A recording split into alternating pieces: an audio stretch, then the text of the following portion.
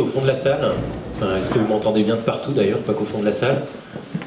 Marc, tu m'entends? Très bien, parfait.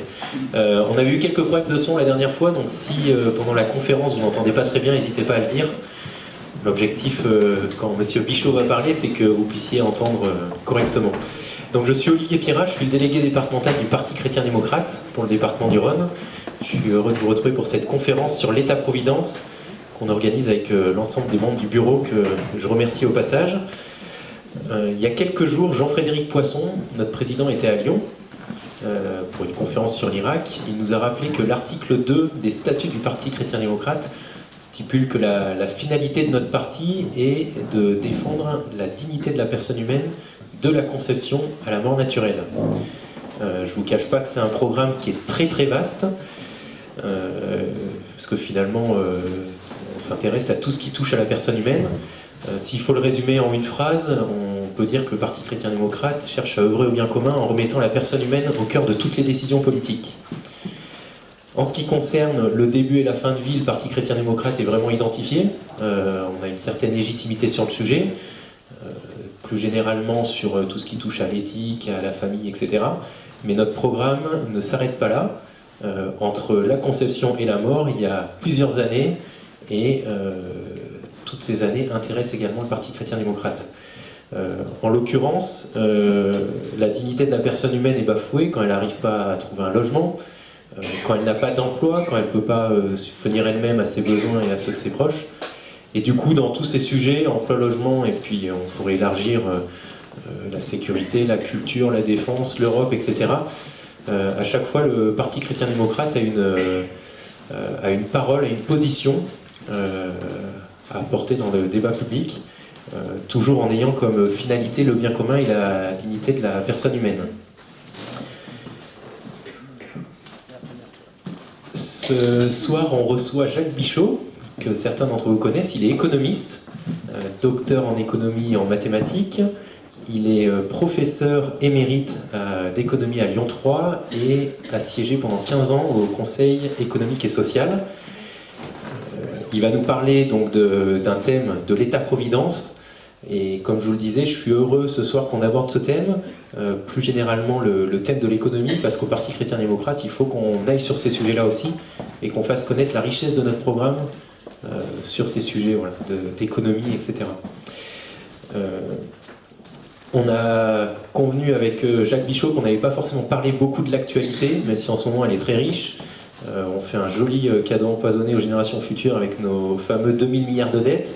Jacques Bichot va davantage s'attaquer aux questions structurelles finalement. Avant de lui laisser la parole, donc il va nous présenter son livre qui s'appelle « La mort de l'État-providence, vive les assurances sociales », qu'il a écrit avec Arnaud Robinet, qui est député UMP de la Haute-Marne, si je ne me trompe pas, ou de la Marne tout court. Il est même maire de Reims depuis les dernières élections municipales. Ouais, donc maire de Reims également. Donc je vais lui laisser la parole. Je vous propose de l'écouter. On aura ensuite un temps de questions-réponses jusqu'à 21h30 et on vous propose ensuite de continuer autour d'un verre de l'amitié jusqu'à 22h, l'heure à laquelle il faudra qu'on rende les clés de la salle. Voilà. Ben, je vous remercie et bonne conférence.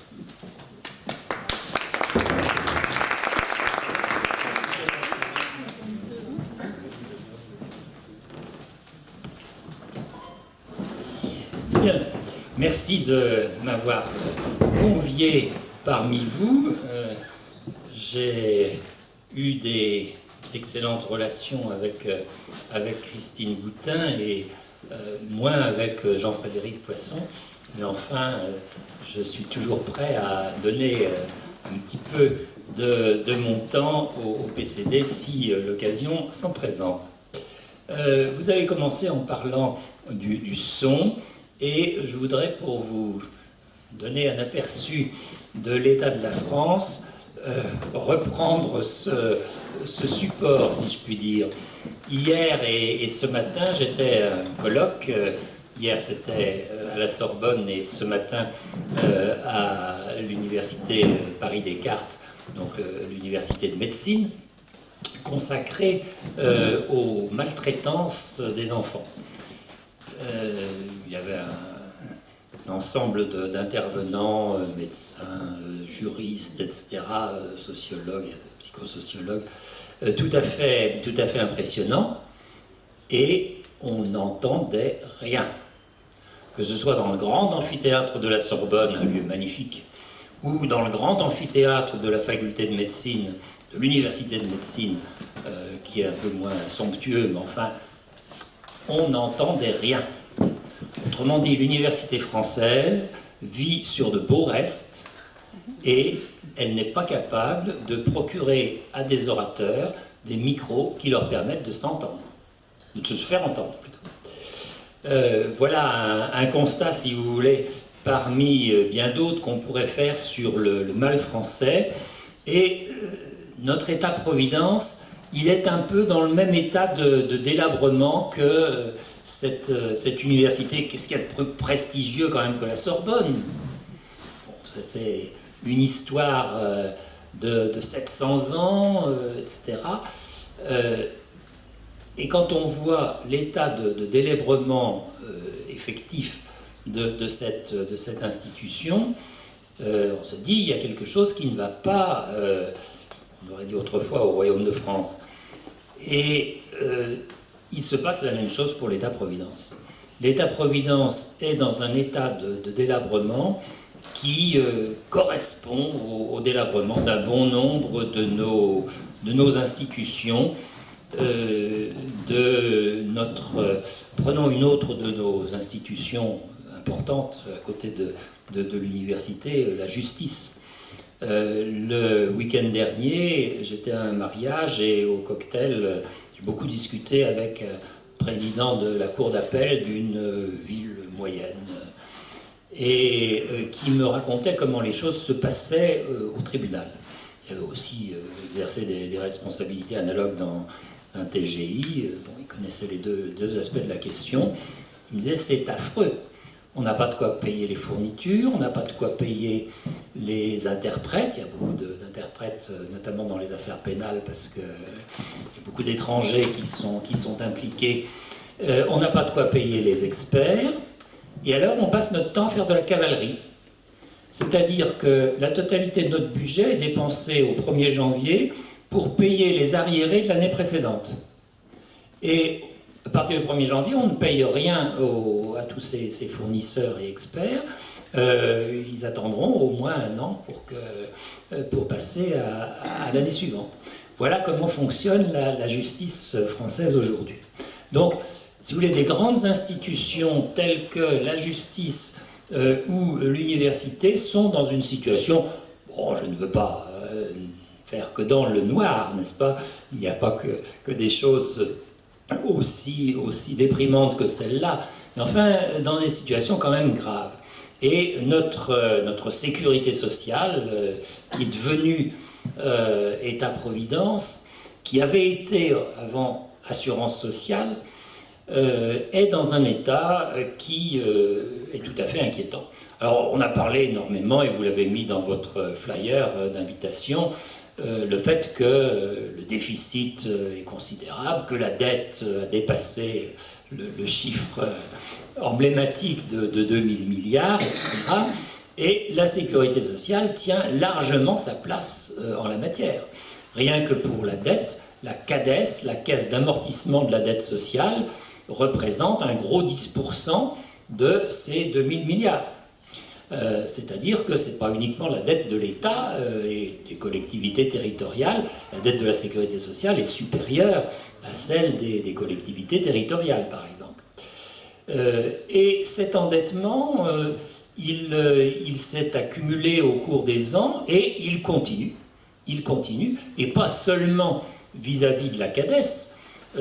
J'ai les comptes de la sécurité sociale sont sortis il y a 3 jours et la commission des comptes, comme d'habitude, donne les indications sur les différents endettements des organismes de sécurité sociale. La dette vis-à-vis de la Caisse des dépôts et consignations représente à peu près 25 milliards. Donc ce n'est pas seulement la CADES, si vous voulez, il y a des dettes de nature différente. la Caisse des dépôts étant d'ailleurs un prêteur traditionnel de notre système de sécurité sociale. Donc on a une situation financière qui est détériorée, mais ce n'est pas la cause du malaise de la sécurité sociale. La cause est beaucoup plus profonde. La mauvaise situation financière est un symptôme, diraient les médecins. Et il faut chercher quelle est l'origine de la maladie, qu'est-ce qui ne va pas dans cet organisme. Et ce qui ne va pas, je crois qu'on peut le resituer dans un ensemble un peu plus vaste, et c'est même nécessaire si on veut bien comprendre. Cet ensemble plus vaste, c'est la façon dont est organisée notre société et notre économie. Actuellement, en France, on distribue chaque année 60 à 80 milliards de plus que l'on ne produit. Les revenus que touchent les Français trouvent généralement qu'ils n'ont pas assez de revenus, mais leurs revenus représentent ce supplément, 60 à 80 milliards selon les années, de plus que ce qu'ils produisent. Comment est-ce que ça se peut et quelles en sont les conséquences? Comment est-ce que ça se peut? Parce que l'État s'endette pour, soit par lui-même, soit à travers la sécurité sociale, distribuer des revenus qui ne représentent aucune production, qui ne correspondent à aucune production, qui ne sont soutenus par aucune production. Et comment est-ce que ça peut se réaliser? Eh bien, tout simplement parce que ces 60 à 80 milliards, vous les retrouvez année après année, premièrement dans notre déficit extérieur, 40, 50 milliards selon les années, et deuxièmement dans une épargne qui ne signifie rien, une épargne sans investissement. Car la dette française, si elle est assez largement financée par les étrangers, qui sont assez friands de nos OAT et nos bons du Trésor, elle est aussi financée, notamment via l'assurance vie, par les ménages français. Et qu'est-ce qu'il y a en face du vent? La dette de l'État qui ne correspond à aucun investissement, c'est des dépenses de fonctionnement qui n'ont pas été payées par des impôts ou autres prélèvements. Donc nous sommes dans une situation où structurellement, parce que maintenant c'est devenu quelque chose de structurel, nous distribuons de l'argent davantage que ce que nous produisons. Et cette situation, elle est due pour une part non négligeable à notre État-providence, à l'habitude que nous avons pris de penser qu'on pouvait véritablement enrichir les gens en leur distribuant de l'argent. C'est une très vieille habitude. Si on se reporte au lendemain de la Seconde Guerre mondiale, il y avait eu, c'était encore à l'époque où le général de Gaulle était aux manettes avant de démissionner, il a démissionné très vite, début 1946, mais ça devait être fin 1945, et il y a eu une controverse entre deux de ses ministres, le ministre de l'économie et le ministre des Finances. Le ministre de l'économie, c'était Pierre Mendès France. Et Pierre Mendès France lui a dit, général, les Français ont trop d'argent par rapport à ce que nous produisons. On ne produisait pas grand-chose, on était ruinés, les machines étaient parties en Allemagne, l'usine, pour une bonne part, elles avaient été détruites, etc. Et donc cet argent, il ne sert à rien. Les gens vont essayer de le dépenser, ça va faire une inflation formidable. Il vaudrait mieux geler une partie de ces avoirs monétaires. À l'époque, c'était surtout des billets, on n'avait pas la bancarisation actuelle, donc plus de la moitié de la masse monétaire était constituée de billets. Et Mendès France avait dit qu'il vaudrait mieux geler une bonne partie de cette masse monétaire, on n'aurait pas d'inflation, les choses repartiraient de manière plus saine.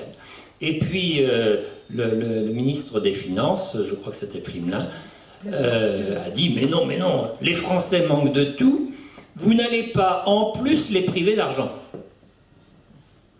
Et voilà où se situe le cœur du problème. les Français manquent de tout, vous n'allez pas encore les priver d'argent. Comme si l'argent était quelque chose. L'argent, qu'est-ce que c'est? C'est un nombre, c'est tout. Un nombre sur un compte. Et on vous dit parfois, je ne sais pas, par rapport au Bitcoin ou des choses comme ça, des monnaies virtuelles. Mais connaissez-vous une monnaie qui ne soit pas virtuelle? Toutes les monnaies sont virtuelles aujourd'hui. Il n'y a pas de pièces d'or et d'argent qui circulent, que je sache. Et donc, nous sommes dans un monde de monnaies purement numériques. On peut multiplier les nombres, c'est très facile. Mais ce qui compte dans la vie, c'est la réalité, c'est les biens, c'est les services. Et ça, on les multiplie moins facilement. Donc, ce qui se passe et que nous allons observer au niveau de notre système de protection sociale, c'est une déconnexion entre la réalité et puis une espèce de superstructure où l'on pense que tout est possible pourvu qu'on alimente les comptes en banque des gens.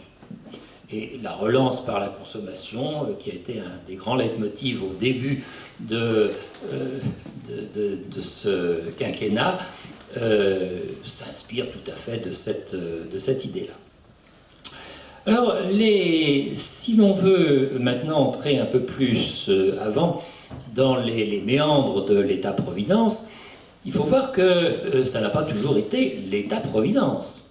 Au point de départ, c'est-à-dire en 1930, les lois de 1928 et 1930, ce sont les assurances sociales.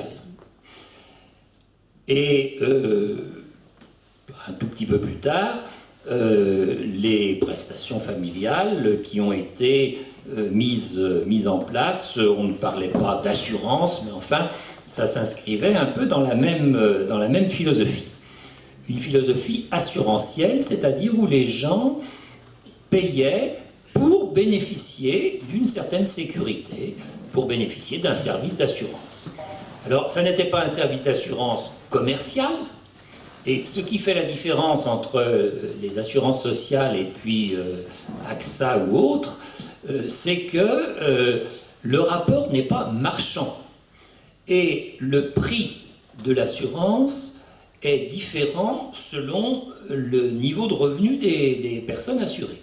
Autrement dit, il y a un principe de solidarité qui intervient en même temps que le principe d'assurance.